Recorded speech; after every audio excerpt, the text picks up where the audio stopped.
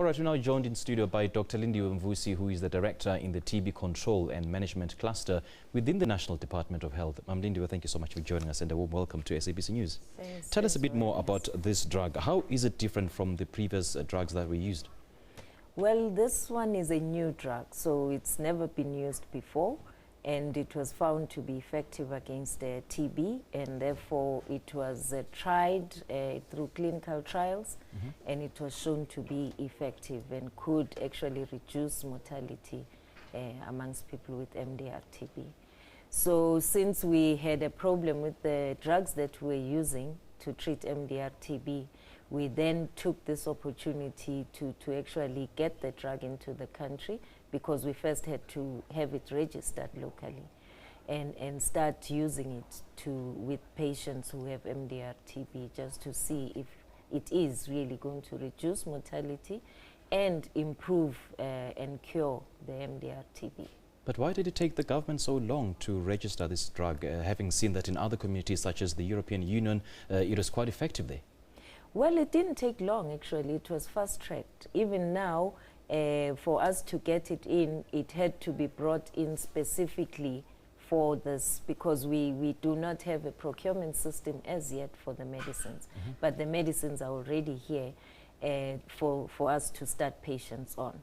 So yes, the drug had to still go through clinical trials. We had to then review the evidence that was gathered through those clinical trials first, to show that the drugs are efficacious as well as safe to use in people.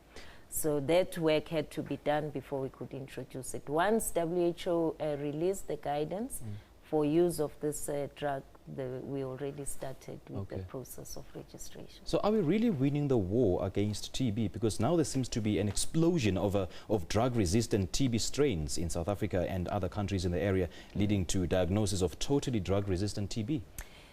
Yes, the problem that we're facing now is transmission of TB. And it's very difficult to actually stop transmission, because all you need to do is breathe in the air, and there's no way of stopping it unless we educate people on cough hygiene. That is, if you cough, you need to cover your mouth so that you don't spread any bacteria, not even necessarily TB. And we also need to improve the living conditions, because what we see is that people with TB or MDR-TB, for example, they will infect people that they live with. And when you look at the conditions where people live, for example, in informal settlements, there's hardly any ventilation in those homes. So we need to try and improve those living conditions.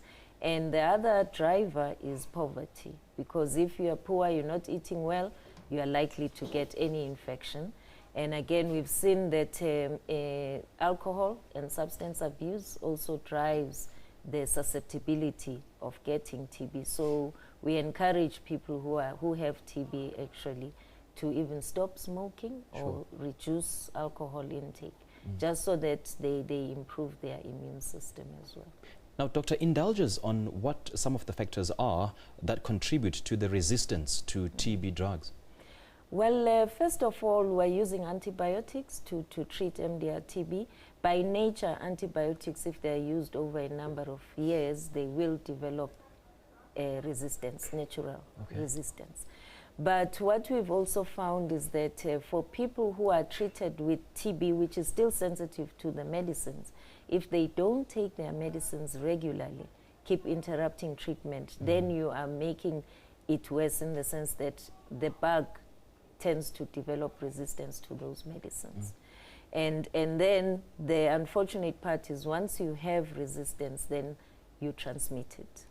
So we still need to stop that transmission, as I indicated earlier. All right. And are there any holistic programs that tackle both the TB and opportunistic infections? Well, one of as you probably are aware, 2 years back, the minister launched the 1990 targets for TB in line with the HIV targets. Part of that is that we need to prevent TB, which means we need to address infection control, educate communities and patients about the spread of TB. And then the other one is to find people with TB early, which means we need to screen people and those who have symptoms of TB be tested and started on treatment if they have TB.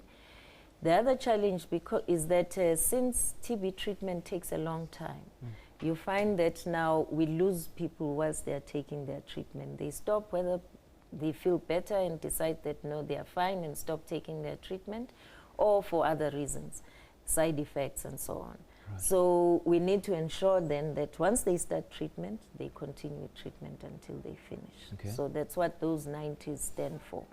And when it comes to MDR, one of the strategies is then to introduce the new medicines that come along to treat MDR and to reduce the time that it takes to treat MDR, because it's 2 years compared to 6 months for the TB that is sensitive to the medicines. Okay. Unfortunately, Doctor, we haven't got much time, but then briefly, figures do show that South Africa treats about 12,000 MDR patients each year and about 40% are cured. So can this new drug help the country improve these cure rates?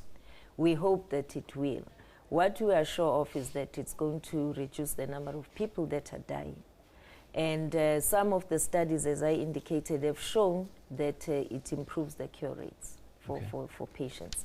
So yes, that's our hope, that if we keep them in treatment, then they will be cured at the end. All right, Doctor, thank you so much for joining us. It's been a pleasure having you on SABC News. Thank you very much.